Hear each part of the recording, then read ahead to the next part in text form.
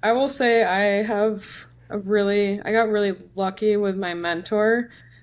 He has been probably one of the best influences. Martin Erat played for the Preds for a long time, lives in Nashville, has three kids in hockey, and about 5 years ago, we started our MITE program, just a tiny little team of 8 players, and we had small ice at the lab. It was a 3-on-3 size rink, and just a small group of players. I had girls hockey, and we were just running things, and all of a sudden the interest grew, and a new rink needed to be built in Williamson County, and the opportunity arose for us to have our own rink, and a group of us built a new ice rink in Williamson County, and it just grew from there.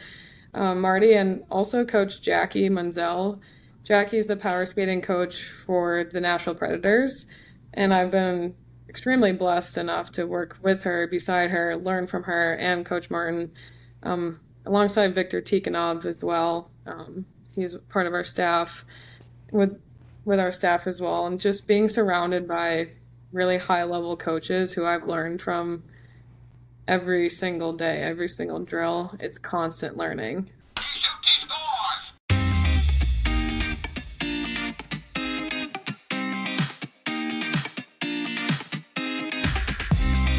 Hi, everyone, and welcome back to the Hockey Journey Podcast, episode number 160, the Allie LaCombe Hockey Journey, presented to you by OnlineHockeyTraining.com. I'm your host, Coach Lance Pitlick. If you're new here, please make sure you subscribe so you won't miss out on any future episodes. Before we dive in, if you want to learn more about me, my hockey experiences, what I know, and most importantly, how I've been helping hockey players get really good with a stick and puck, just head on over to OnlineHockeyTraining.com. That's OnlineHockeyTraining.com, and gain instant access to my 10-part video series where I'll show you everything. Consider it my gift to you. Lastly, if you live in Minnesota or are visiting the state of hockey sometime soon and you want to schedule an in-person off-ice stick skills lesson, I'd love to have the opportunity to show you my little world. Go to Sweet Hockey Coach, that is sweethockeycoach.com, and watch the video on the homepage for instructions. Thanks, and I look forward to working with you sometime soon. My next guest, Allie LaCombe, brings over 10 years of coaching experience and is a co-founder and coach with the Nashville Warriors. She has coached and developed players at every level of the game, including guest coaching at NHL development camps for the Vancouver Canucks and Carolina Hurricanes.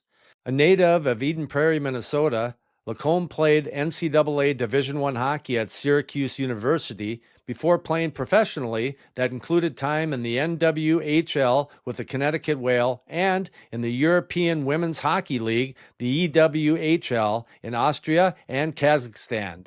There's so much more we're going to discuss, so let's get after it. Allie LaCombe, welcome to the Hockey Journey Podcast.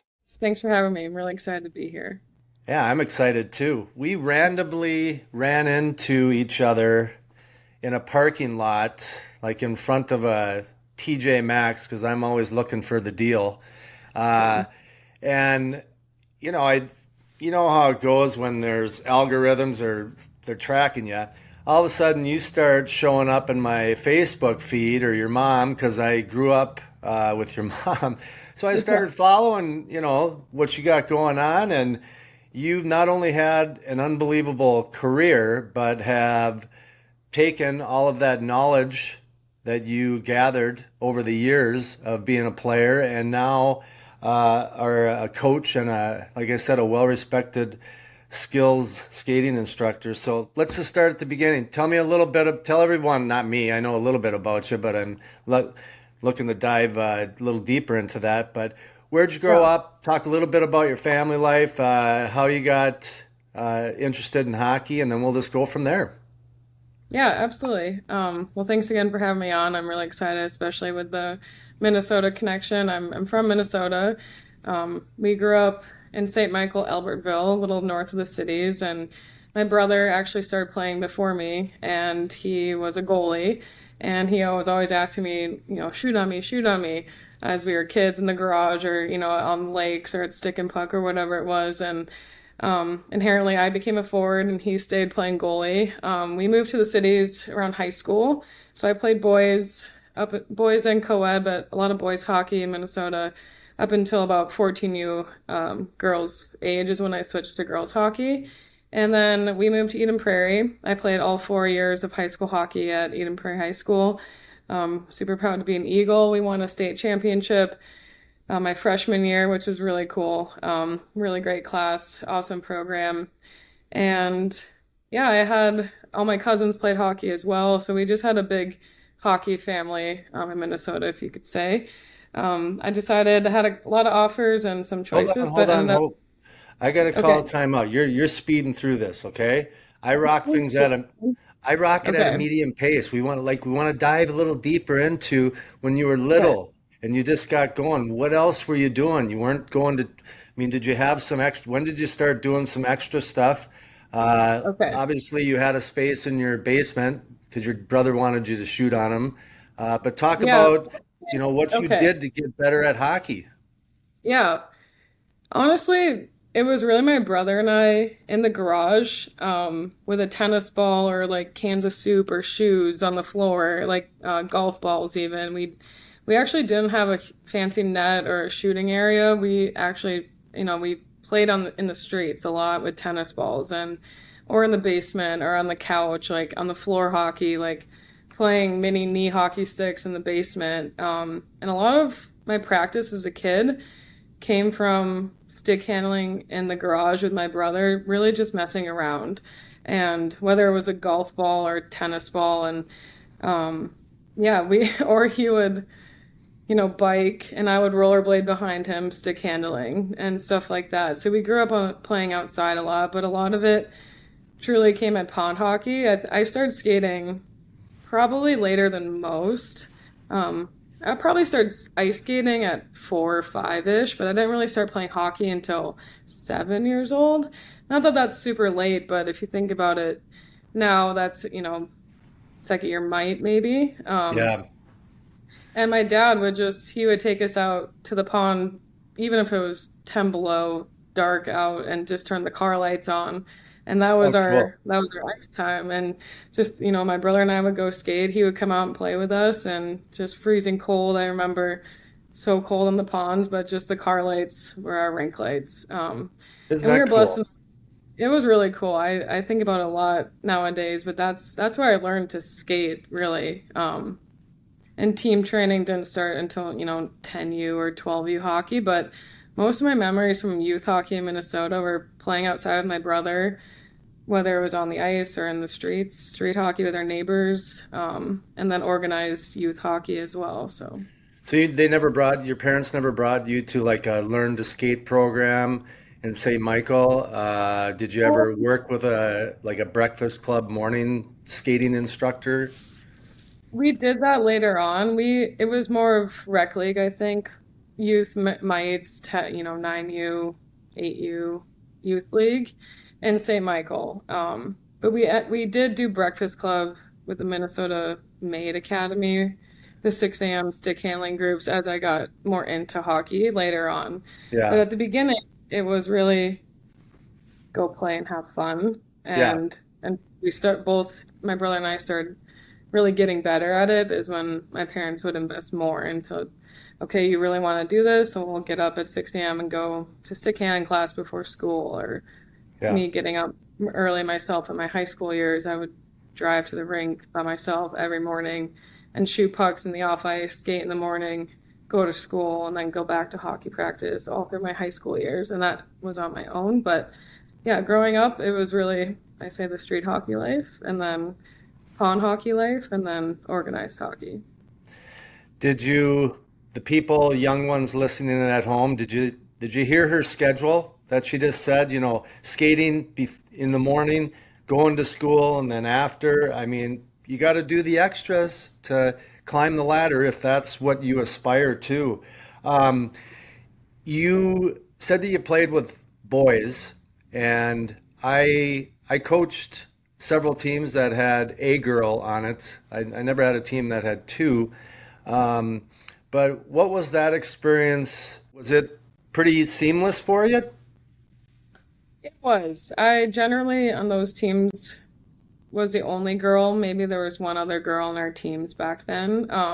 And my teammates were very protective of me. Like I was like their sister. So they Yeah. would go to bat with me if someone hit me and be, they'd be down on the ice. Like no one messed with me. On the other hand, it was still a long time ago. So back there wasn't a lot of girls playing boys hockey then.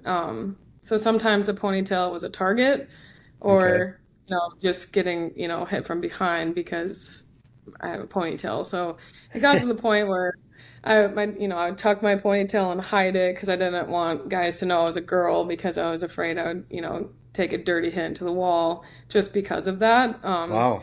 But on the other hand, I enjoyed not being treated differently because I was just a hockey player. Like I didn't think about my gender. I just played hockey. So I didn't mind getting hit because that's part of the game. So I don't think it was malicious. It kind of just depends. But the boys that I played with always protected me, Yeah. Cool. always like, had my back. So there was, no, I didn't experience any bad part of it. It was Yeah. just as the game got faster, obviously, girls peak a little earlier and then the boys really catch up. And at that point, it's about safety. Like Yeah. I took one hit and it was a clean hit, but, I didn't need to risk my career. Yeah. That's why I switched to girls hockey and continued on. So yeah, there's always a little bit of some kids target the girl because they're a girl, but for the most part, everyone was really actually respectful. Well, and at that age, the boy probably liked the girl, and Yeah. was just trying to have a conversation, get to know her a little better. Yeah, Uh, you're 11 and the boys, yeah, uh, so when did you, because I look at your numbers, I mean, you were 2 point per game player as, your junior and senior year. When did you start saying, okay, I like this and I want to see how far I can take it? When did that ignition happen for you? it was really Lance going transitioning to playing high school hockey at Eden Prairie when I made the varsity team. I was the only freshman who made varsity that year because we had 12 seniors that were all Division I commits. So that was back before the transfer rule. So we had a really stacked team. That was the year we won state, and we had girls go to Minnesota, Ohio, North Dakota, Robert Morris, um, D3 schools as well. We had a really good team, and when I made that roster, we had a couple other freshmen who would also play, but to consistently play at that level with that talent was what really drove me. Okay, I want to play college hockey. This is the path, this is what I want to do. And I always knew I wanted to be a hockey player. But I think really through my high school years, when I started taking training more seriously, I skated a lot in the summers and trained every day at Velocity Hockey Center was my kind of bread and butter. We had that small ice. My skating coach, my first real, I would say, special or skills coach was Brooke White Lancet. She was a huge mentor for me. She was an amazing skating coach, amazing skills coach. We had really great strength coaches. I would work out with the boys too. So I gained quite a bit of muscle in high school years just from training with the boys. Lifting, I was like actually lifting 14, 15, 16, and developing my speed in the summer times in the gym really helped me. Definitely off ice was the biggest changer. Everything comes from off ice, and I preach it a lot, these days. But with velocity and the combination of being pushed by the class in front of me is what really propelled me to want to play college hockey. Well, I mean that couldn't have happened at a better time where you got 12 D1 commits and every day in practice you can say, I'm just as good as her. I can do that. Or I can get that good for sure. When you're blocking a shot from Kelly Steeler in high school, I mean, she and my cousin Christina, they could shoot, like Yeah. really shoot puck hard, like broke girls' ankles, like not like actually broken bones. Like they had the hardest shots, and just that's what inspired me. Like I have to stand in front of that. Okay, I need to be able to shoot that hard. So like Yeah. that's where my obvious shooting. That's why I would go to the rink every morning and just shoot pucks and as many as I could and go grab extra open ice and then go work out and then, go to class. Because in a team practice, you always, mostly get what you need, but it is individual skill too that you need to keep building like repetitively. Um, and just being pushed by those players can really, really help. Well, you started out as a freshman, and here's your ceiling, and all of a sudden you're skating with everyone else who's older than you, and you see that you're not at the highest ceiling on the rink, and there's a lot of. Yeah. I had a similar experience my freshman year in college where we'd work out down at the University of Minnesota, and some pro players would come and come and work out once in a while down at the gym. And Mike Ramsey, who long NHL career. Rachel Ramsey Oh yeah, is his you daughter. you played with her, and not with her, but against her. She was Yeah, Minnetonka. the same class, so all through, yeah, Yeah, she was big, tall, great player. Yeah, she was yeah. awesome. But Yeah. it's such a small world. But anyway, so I'm my freshman year, that summer going in, Mike Ramsey comes into the weight room, and I was one of the only guys that were in there at the moment. And he comes up, he says, "Hey, I'm going to do a bike ride. Do you want to do it with me?" And I'm like, "Heck yeah!" And I found out I found out what a hard bike ride was, just trying to keep up with them. But I was grateful for that experience, that it showed me that I knew nothing, and I've experienced nothing, and it's so important to get that mentoring from them older players. The earlier the better, so you know what the tempo is, what the expectations are. Okay, so let's talk. I mean, talk about just all the stars aligning. You win a state championship your freshman year. That's gotta suck, because then you think it's gonna be so easy the rest of the time. And I like, if you could win it as a senior, walk out, drop the mic, and say, "I'm done with high school." But just talk about that year. You said how stacked you guys were. Oh, before you do though, you said before the move-in rule came in, uh, Yeah. that where you couldn't. What you were saying is that families would move or get an apartment in a new, like, Eden Prairie, and then you go to school for that year, and then after that they got rid of the apartment, went back, and they went to college. Is that what was happening? Not the greatest. I think it was you, you could live like outside, even if they went to Eden Prairie High School and their address outside the city, I think you could still, to be honest, I think there was a transfer rule put in place in the middle of my high school year where you had to play a full, I don't actually know what it was, Right. but it was that you had to live within like a certain area and What go to what I'm whenever get I what, went. what I'm getting at is, did players move in for that season? Were there a few players that played it somewhere else the year before and then played there that year, the championship year? That's a great question. Because I was a freshman, I didn't know anybody and I was from a different Okay. town. I actually don't know. I didn't know anyone coming in. I knew like two girls from a summer team and my cousin, and everyone else had already been together or had moved in or maybe moved to Eden Prairie to play high school hockey throughout the years. Yeah, I just know when I showed up, I was like, all right, this is a That's I gotta work. Like nothing's guaranteed. Like you have to work for every single shift, like in yeah. practice and games, all of it. So So I'm looking at like I said, your junior year, you got 58 points. Your senior year, you got 53 points. No offense to Syracuse at all, but I'm looking at, I train more girls now than I do boys. And if you're a 2 point per game player playing at one of the biggest high schools in Minnesota, um, Syracuse is not number one on my list. You're looking at Wisconsin, Minnesota, Duluth, out east, Ivy League, BU, BC. Syracuse, what happened there? yeah. Why'd you pick that? Um, I was in talks with a lot of schools, some as walk on, some as full ride scholarships.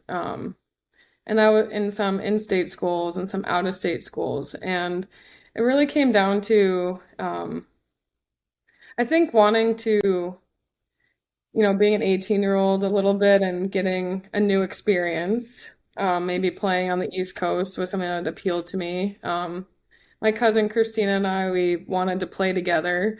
That was a huge factor in it too. We were kind of, I would say a package duo in a way, especially at Eden Prairie. And then going into Syracuse, that played a big factor in it as well. And for our dads to be able to road trip together, she had committed to Syracuse, and I kind of followed in her footsteps.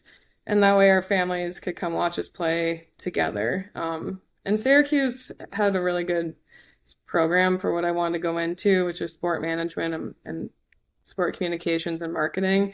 And it really came down to, I think, playing with my cousin, going to the East Coast, and then the school itself for my degree. So yeah, I became an orange, I think. Yeah. Yeah. And it was a newer program too. Like it hadn't been around for quite some time. I mean, it was only, I think, 5 years, 6 years in existence when I went. So we had a really great coach. Paul Flanagan had a great coaching background. I really loved playing for him. He was awesome, and it was kind of an opportunity to be a part of a new upcoming D1 program. Um, and yeah, that would kind of play the factor in the choice of picking Syracuse.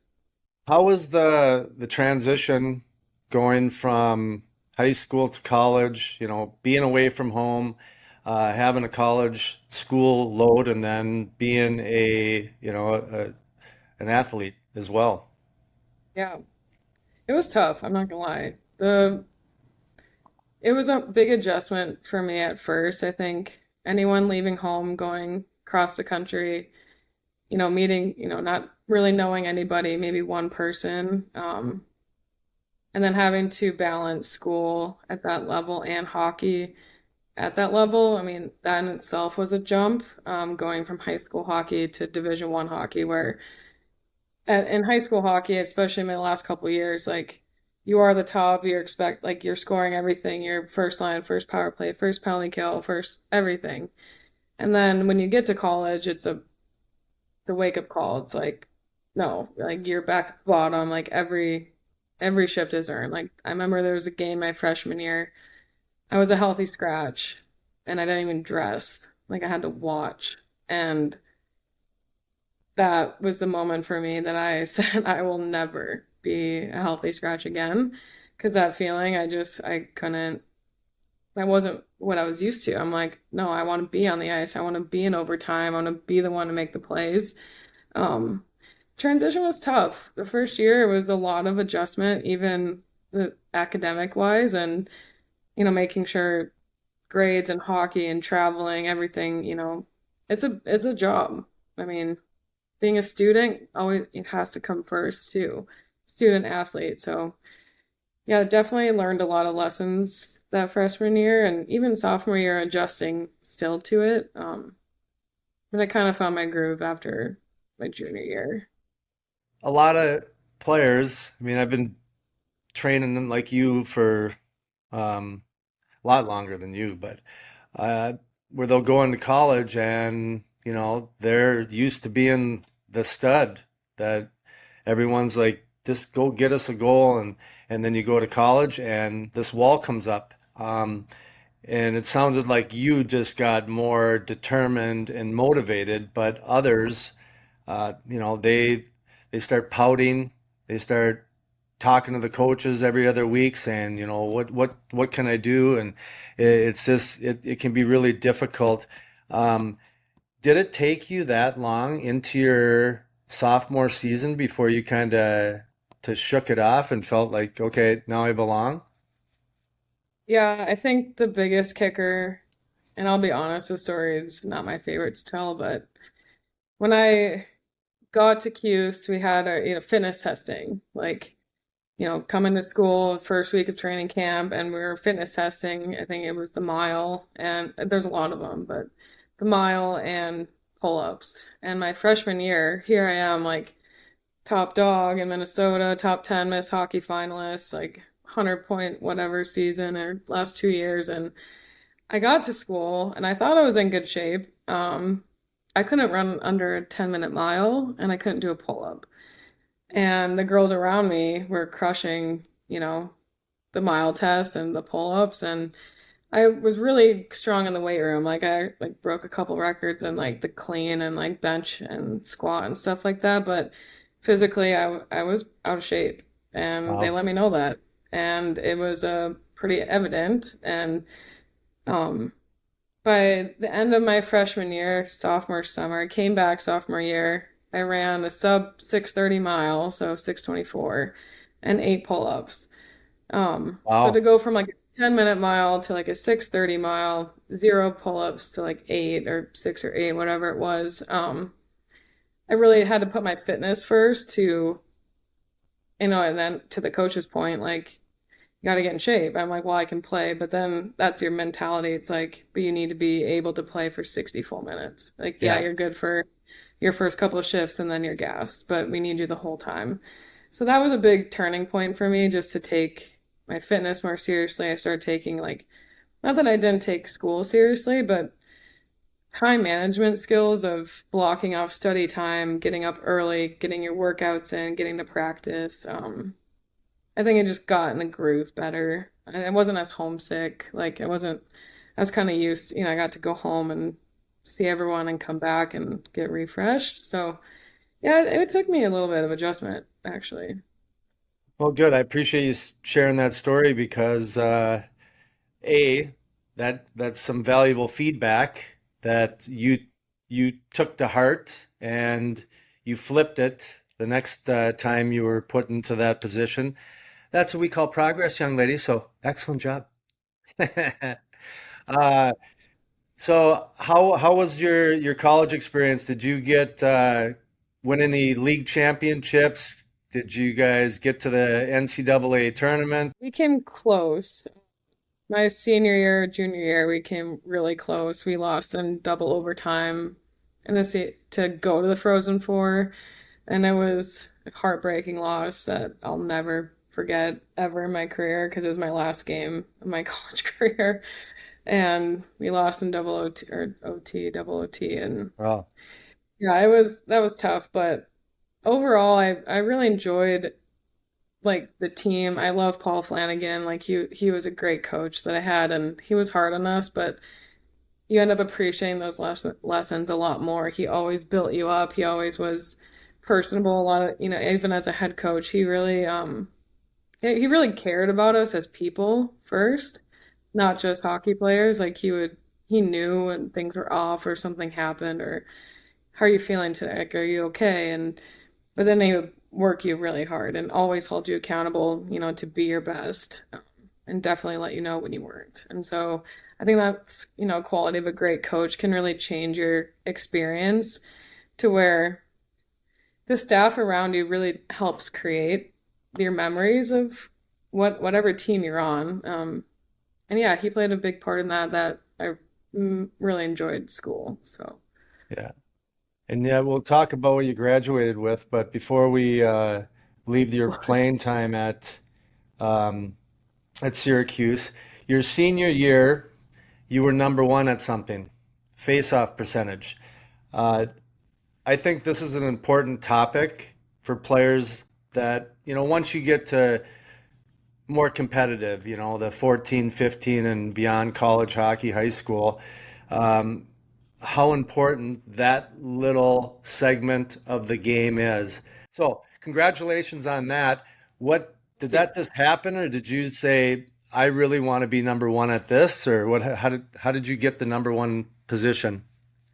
Yeah.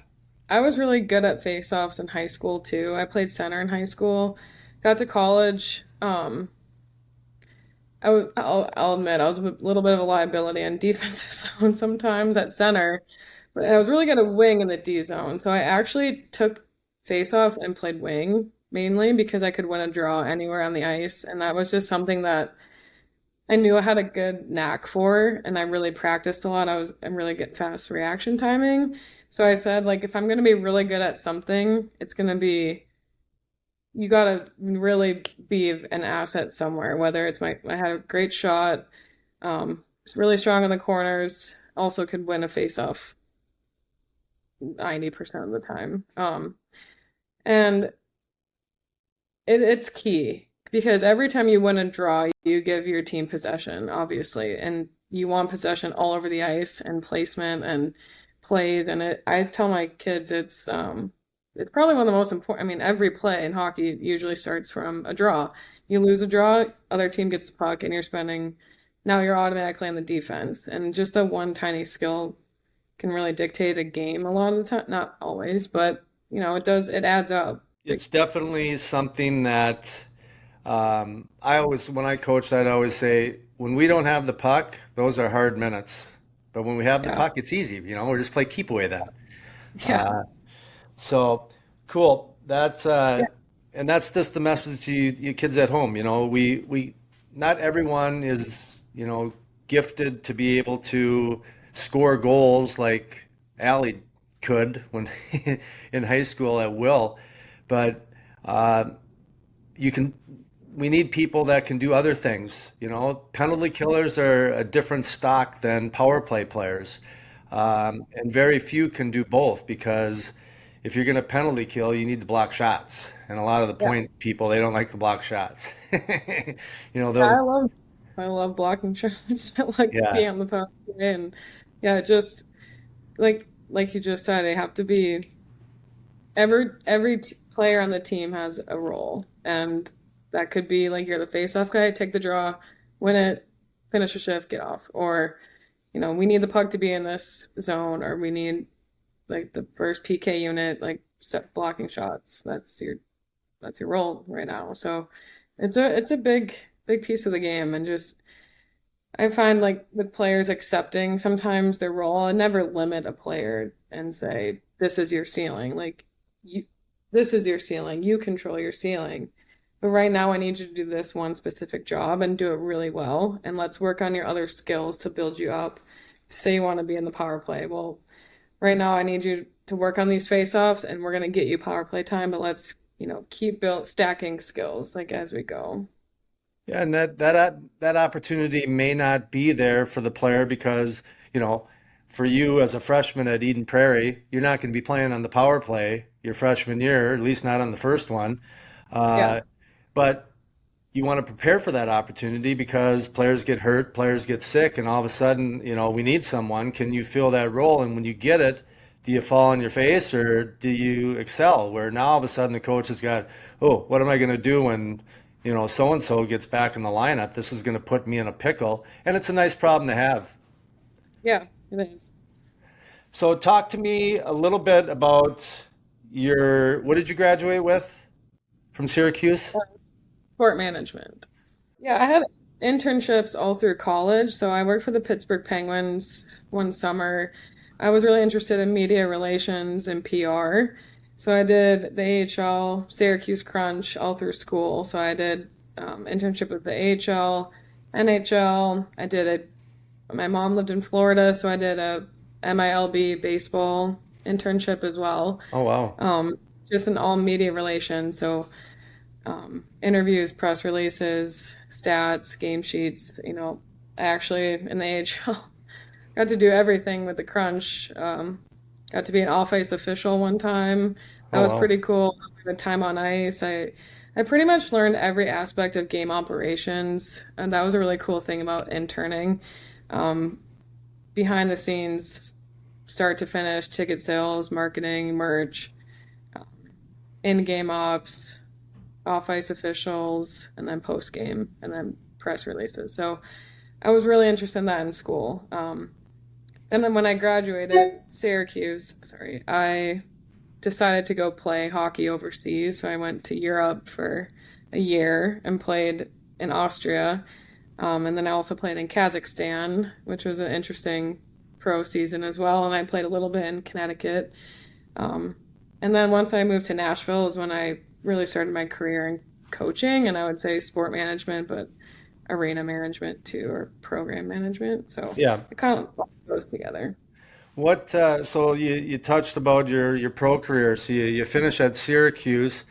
How did that opportunity in, you said Vienna, the first one? And yeah, And you won a championship there too, didn't you? And that was a really fun experience. We lived in the heart of Vienna, downtown, the first district, and had a flat. And you're not making a ton of money, so you can't pay a lot. I actually taught myself German and nannied around the city. So when I off days, I got some English speaking jobs because a lot of people wanted English speaking babysitters, so just converse. I can't fluently speak German, but I met a couple families, so I would do daycare pickups and go to practice and Oh, wow. learn a little German. And then on our off weekends, we would travel to, I don't know, Croatia or Germany and just hang out. But we played, yeah, it was a really fun experience. How many, like, tell me about the fan support. Would you get many fans in the building? Yeah, some cities we would actually. That's awesome. Kazakhstan, when we played over there, was always packed, like loud, packed. Really? It was, yeah, that was a fun, really different experience for me, but really amazing people and great coaches and speak Russian. And so learning a little bit of Russian words, I knew when I wasn't doing my job on the ice, and I knew Yeah. when I was doing my job, and I knew when I need to play better defense, and I knew when I need to score a goal. And every European, so that was the EWHL, European Women's Hockey League. At that time, I'm not sure if it's changed, but every team is allowed 4 import players. Mm-hmm. So we had 2 Americans, 2 Canadians in Vienna, and then 2 Canadians, 1 American in Kazakhstan. Um, and just making lifelong friends. I still talk to girls from those countries to this day, and I can't believe it's almost been 10 years, but yeah, it's been a long It goes time. by so fast. Yeah, it I goes mean, by fast. Why didn't you play longer? Why did you just gave it that year and then you called her quits? What happened there? well, I loved playing in Connecticut. It was kind of, I wouldn't say random, but I had moved to Nashville already, and I was full-time coaching. And I got asked by a friend who I knew on the team, hey, do you want to play? Like, do you still want to play? And in my mind, I was kind of, no, I'm coaching now. I'm done playing, but I still had that itch to play. I wasn't fully done yet. I played for under Colton Orr. He Hmm. played for the Rangers for a long time and Yeah. great coach. Really fun to play for. That was a really cool experience. Um, but I was still in Nashville, so it was kind of flying back and forth. Same with Kazakhstan. I would fly to Kazakhstan for 2 weeks, come home for 4, fly back to Kazakhstan and do tours like that. Oh, wow. Um, Being in Nashville, that was my home base, and there's no women's pro hockey here. So if I wanted to play, I either had to move and give up like my coaching jobs or just do what I did and fly back and forth. And Yeah. yeah, I could have probably played longer, I think, but really focused on growing the hockey here. So Yeah, and I imagine that you know the money that you could have made playing pro wasn't what it is now in the PWHL and where you could actually just play and yeah, not have to get a side hustle going as well. yeah. So you talked to you must have been coaching a little bit, when or camps when you were a player and stuff like that. How did you get into what you got going on now with the Nashville Warriors? Yeah. It This has been almost 10 years now. I moved here in 2016, so I can't believe how fast it's gone like this. I moved here, got connected with Callie Singletary, and she is the coach here for the Nashville Junior Preds girls program. Callie and I met. She's also from Minnesota. She's from Chanhassen. I'm from Eden Prairie. So we met in Nashville. Actually, never knew each other, which is crazy. We're 4 years apart, so we never really crossed paths. It's kind of called the Callie and Allie show. So we met, started coaching. We had 10 girls in Nashville, literally 10. Like half of them couldn't skate backwards. Like it was, and I moved here, and I'm from the state of hockey. I'm like, where are all the girls? Like Yeah, we need to get more girls playing. So really, Lance, the first 5 years of my career here was the growth and development of girls hockey and getting more girls into the game. And you just had one of my players on, Katie Cummings. She's part of that original. Before we were the junior Preds, it was Nashville Girls Hockey. It was our own club. Um, and grassroots. And within 4 5 years now, we have an 85% NCAA placement rate. So we have two or Wow. three NCAA Division I players, born and raised in Nashville, have gone on, like ton. I can't even count. Division III girls, ACHA, playing club hockey, all different levels, and yeah, there's hundreds of girls playing in Nashville now, and the Preds have a big piece in that too. Just grassroots, growing the game at the local level, getting girls in skates, keeping them in skates, and then my job is to train them to develop to like the next level, and that's kind of how it's been going. So yeah, that took a lot of years of hard work, and it's a process. Like it doesn't happen overnight, and that's what I've learned, especially now with the Warriors side. I can kind of go into that too, because yeah, it just evolved really quickly and has become an awesome program. So Well, what you're doing there must be on the right path because you mentioned Katie Cummins. She said that if she had to say one person that influenced her hockey trajectory, it was you. Once she met you, she said, "Holy cow! Look what she can accomplish! Look what she accomplished!" And she's going to help try to guide us. All right, I'm in. So that's that's gotta kind of make you all warm and fuzzy inside hearing that. yeah, it does. It really does. And that's what keeps me going here is just being like the girls need to see it and know that they can achieve that. Like we say it a lot, but it's super important to have role models like that. Like I had Brooke White growing up. Like I wanted to be like Brooke. Like she was, and Chrissy Wendell. Like Chrissy Wendell was my idol. Like I want to be like her. And it really means a lot that I can be that to somebody else and makes everything like worth it. So, Yeah, it is. Well, nice work again. thank you. Um, you now, would you have um, with your training? I'm just curious. How does someone like I've never been asked by an NHL team to say, come hang out at our development camp and teach our players what you got inside. How did you get that opportunity and how did you get so good where someone would consider you? Share some of Yeah. this stuff for coach here. Yeah. I I will say I got really lucky with my mentor.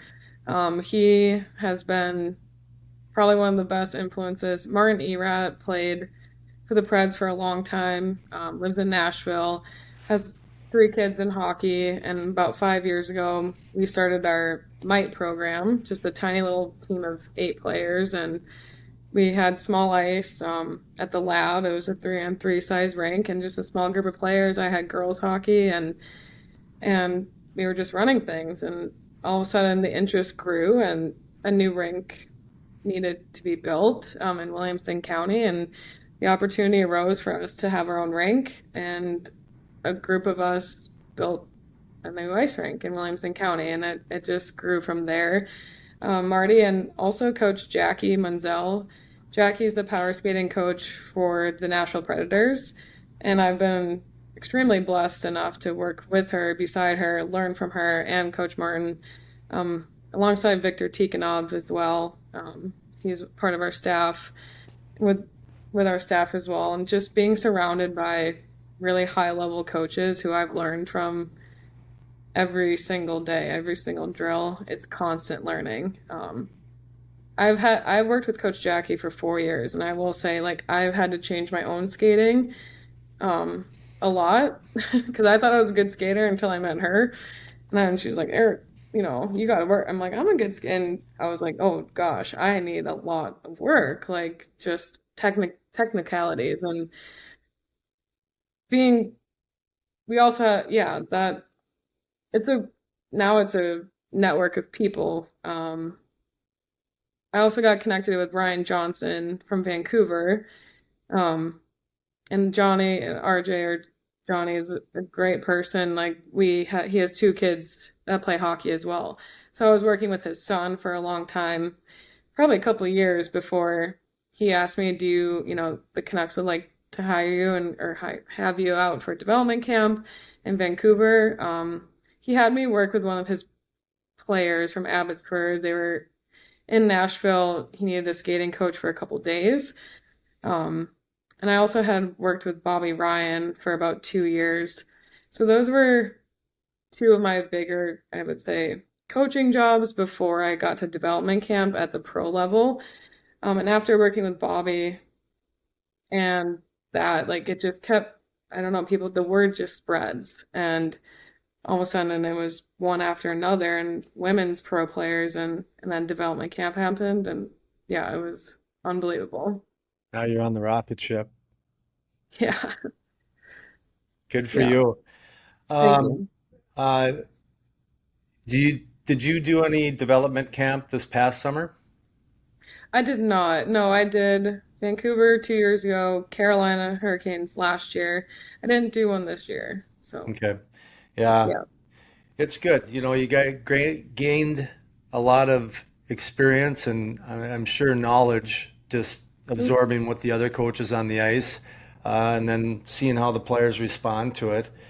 Uh, God, you put together something really nice here down in Nashville. yeah. So if anyone's thinking about moving down there, you know who to contact if you got someone Yeah. in hockey. So we're getting close to the end here, young lady. Um, Yes. I want to just ask you some random questions here. Um, Okay. how important are sharp skates, Miss Skating Extraordinaire Lady? Depends on the sharpening. Like, very particular in sharpening. I used to never be, to be honest, until Murray and Jackie, and I always was a half inch. And I switched to 5/8, and that changed my skating personally. Just having a little bit more slide to them. Um, but consistent sharp, or you have to have your skate sharp. Yeah, you depending whatever it is, but Well, non-negotiable. see, I've had parents, they email me back then when texting wasn't so prominent. It's been a long time. Um, but they'd say, how often should I sharpen my kid's skate, right? Well, how often are you doing them now? Well, Oh, nice. Yeah, every 2 weeks, they said. So I was happy that I found that question was asked to me early in my coaching career because then I just told yeah. parents that here's how you check. And if you skate outside, you got to get them sharpened before you go inside. Yep, the thumb. That's Um, so it is, and so that's something that I'm pretty particular on because especially when the kids are young and challenging their edges, that's such an hmm important part where if they have dull skates or a lost edge and they keep falling, they're just going to start compensating, and that's when the bad habits starting to rise. Yeah. Okay, we're on the same thing there. Who's inspiring you today? Are you a book reader? Do Yes. you what do you Yeah. who's some inspirational things or that you connected with? Because I love to read. What are some of your favorites or what have you been rocking lately? Let's see. One of my favorite books that really helped me a couple of years ago that has changed my life was Atomic Habits and habit stacking and routines and That's it's a good book to James pick up. James Clear. Yeah, Is that James Clear? it's clear. Yeah. It's a great one just to pick up every now and again and kind of sift through when you read it once. Everyone can use those reminders. I have my whole stack of books here. I also like to read romance, like Yeah. comedy, read I read fiction as well. So it just kind of depends on the mood. I grabbed one. This is one I'm reading now. Hang on. Okay. Extreme Extreme Ownership. ownership. Yep. Yeah. I've read So it. there's Yep. just yeah, I'm really excited. I think I read it a long time ago, but diving back into this one, just as a leader in an organization, how do you take ownership over things in your life? And yeah, those are two, I would say, Atomic Habits and Extreme Ownership. Speaking of leadership, did you wear a letter at all when you in your playing days? Yeah, yes, and definitely EP. I was captain and assistant captain, I think sophomore, junior, senior year. Yeah. Um, didn't really, not in college. I didn't play long enough really in pro hockey, but yeah, in Yeah. high school I did write a letter. Yeah, So meant a thinking lot to me. back to yeah, I mean, thinking back to your playing days and then also the messaging that you're saying to kids that you train because, once they start climbing the ladder and getting on more competitive teams, that conversation has to be had. What is leadership? What does it mean to you and what are you telling players? It's everything. Um, we I'll steal this quote and I'll give Callie Singletary credit, but kind of the motto that we live by is culture supersedes strategy. And that has been the bread and butter, kind of the last 8 or so years, is that who you are and like what you do when no one's looking creates the culture of the locker room, of the team, of the staff, and always to like, I know it sounds cliche, but leave the room cleaner than you found it. We put a we first mentality, like we before me, and just we do a lot with the kids, like talk about virtues and what it means, to be disciplined, to give back to a community, to be humble, to, a lot of pieces to the puzzle that are off ice things that translate to the ice, to be a silent leader, to lead by example, to be a vocal leader, how to build your teammates up, all those things. And it's consistent. It's not, you can't just say it one time and kids are going to automatically do it. It's repetitive every single day, just building each other up. So, Yeah. And yeah, it's same for us as adults too. I mean, like you it, said it, the we work, need to remind the things and what's yeah. if someone's chasing this hockey dream, what are a couple of the important atomic habits that they can implement into their life? Because it there's a bunch of them that you should have that other ones are rocking. Learn from others, but what would you say to a few people on what are some really important ones? First one, my rule, I guess, is even for myself, but for players, it's called like the 10 minutes a day rule. So it's 10 minutes a day of something. Like for myself, outside, like I don't play anymore. So like to work out, you've been on a team for so long, you are forced to work out with a group every day at this time. When you're done playing, you don't have that anymore. And working out now becomes a choice. And it's, for me, I gave myself a rule 10 minutes of something every day, whether it's yoga, walking, Pilates, like running or lifting. Those things usually turn into an hour. But for kids, I'd say 5 minutes of stick handling in the morning and 5 minutes of stick handling before, after school, or 10 minutes extra. Something extra to outside of what you're already told to do is kind of what builds that habit of success over time, or 10 minutes of reading time, or, something like that. Small goals lead up to big goals. Like you can't look at the season and think, I want to be here. And I always say to them, like my dad said, how do you eat an elephant? One bite at a time. It's Yeah. everything is very small bits and pieces to this big, well-oiled machine. And what we do every day creates that environment around us. So, um, yeah, small habits. I think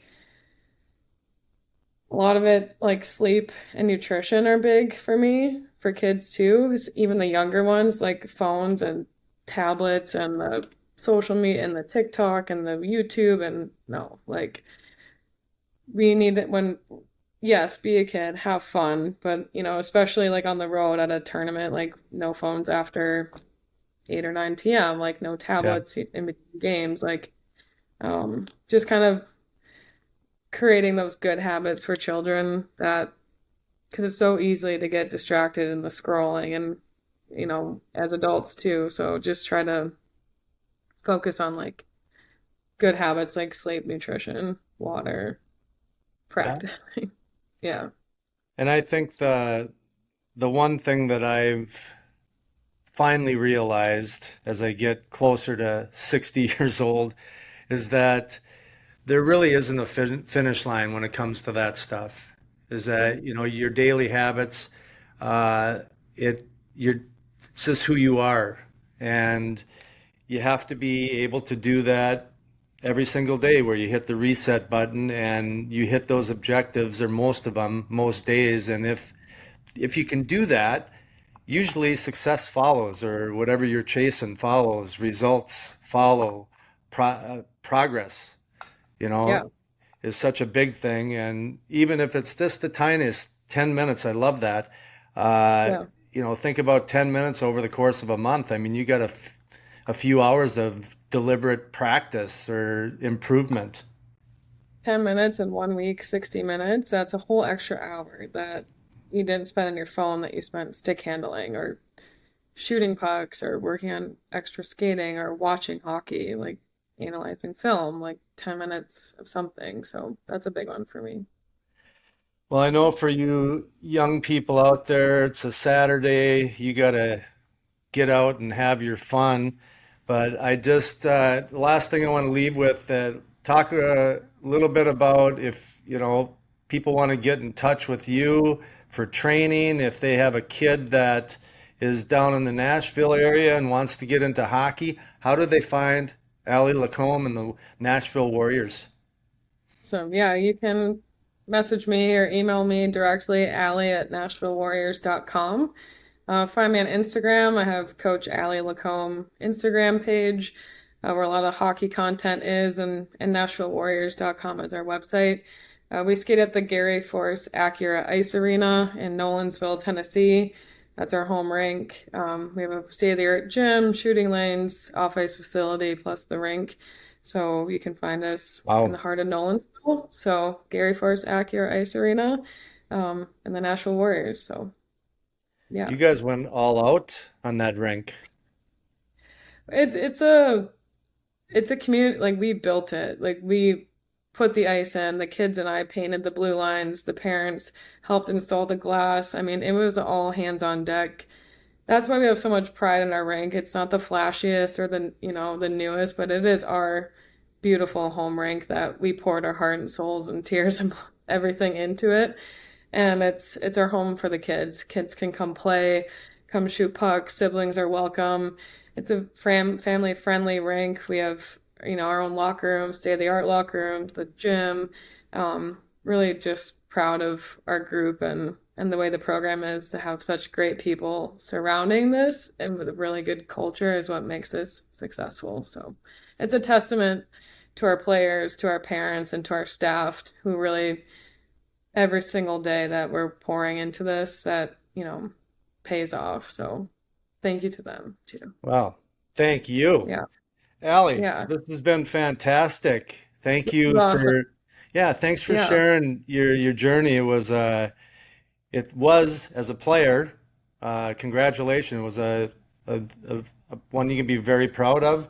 Thank you. And to be able to have those experiences for a few years as a professional, Yep. I always, I've had a couple girls that finished their college career when there was kind of that gap in between pro hockey and unless you were like the top one on the team, there weren't many opportunities. But so many of you, I think that if you had the opportunity in today's game with where that the PWHL is, um, there could have been some extra years tacked onto that. So congratulations on your playing career. And Thank you. what I'm really impressed with is what you're doing down there and what you've accomplished. Uh, I, you got a dream job. You're serving others, and even if you wanted to get out, you couldn't, because Yeah. they'll keep pulling you back. So, just thanks for getting the game of hockey a certain way, and now almost a decade, you've improved it. So thank you for your efforts. And if there's any way that I can help you in what you got going down there, please don't hesitate to ask because you're a good one. Thank you. And I love following your stuff. I've known you for a long time and just to see it evolve and always looked up to you. And I'm just so honored to be on this podcast and have a full circle moment to talk about hockey with you. So this has been really from the bottom of my heart. Thank you. It's been awesome. Okay. You're very welcome. And here's your mom's plug. Hi, Barb, Bowerly, Um, miss ya. There you go. very much. We had a blast. So, all right, Yeah. you have a great rest of your weekend, and thanks so much for coming on the Hockey Journey podcast. Thank you, Lance. Well, that concludes another episode of the Hockey Journey podcast. I can't thank you enough for stopping by and listening. I hope you enjoyed hearing about Allie LaCombe's hockey life. She's worn many hats along the way and has landed in the heartbeat of the South, Nashville, Tennessee, and is guiding the next crop of young hockey hopefuls to new hockey heights. Nice work, Miss LaCombe. Keep doing what you're doing because it's working.